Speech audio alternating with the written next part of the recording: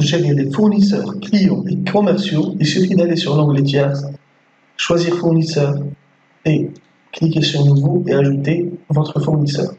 Par exemple, je vais ajouter le nom de ma société et puis le solde initial, ça sera par exemple 2500. Je clique sur Valider. Voilà. Je clique sur Mettre à jour le solde. Automatiquement, il va me gérer le solde.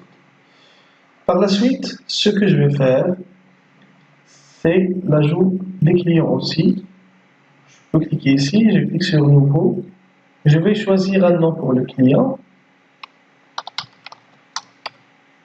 son adresse, la ville, son numéro de téléphone,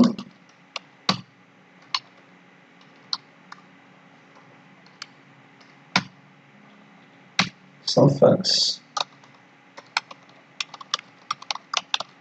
son email, le type de client, est-ce qu'il a un client de caisse ou créancier? La différence entre les deux, c'est que le client de caisse, il est obligé de passer un paiement directement après l'ajout de la commande.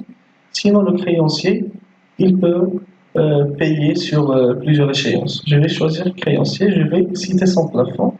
Je vais dire que ce client ne peut pas dépasser les 60 000 dirhams de plafond. Je vais aussi choisir son solde initial.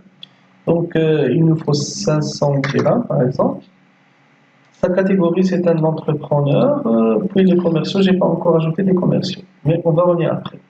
Je clique sur Valider. Alors, nous allons trouver que son solde est à 0. Donc, je vais cliquer pour mettre à jour. Voilà, il est à 500 dirhams. Donc, dans le filtre d'affichage de la liste des clients, je peux rechercher par nom.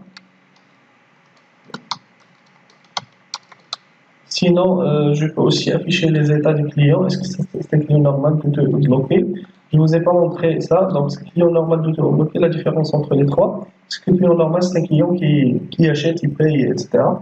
Douteux, c'est un client qui a déjà fait des bêtises avec nous. Donc, il a des chèques impayés, etc. Et on doute que, par exemple, on lui donne la marchandise, puis il nous paye avec un chèque impayé encore.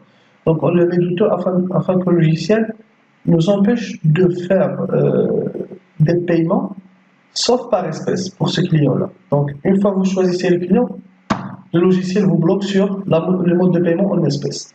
Donc, si vous, comme utilisateur, vous prenez un chèque de votre client, donc il sera sous votre responsabilité, mais le logiciel vous empêche de le faire. Un client bloqué, c'est un client à qui on ne peut pas ajouter des commandes. Même si on choisit le client, donc le système nous empêche de passer cette commande à ce client-là parce que c'est un client bloqué qui ne peut pas nous commander, qu'on ne peut pas lui donner des marchandises encore. Voilà donc la différence entre les trois. On va passer à la création des commerciaux. Donc, normal, je clique sur Nouveau, son nom et son téléphone GSM. Je valide, un autre.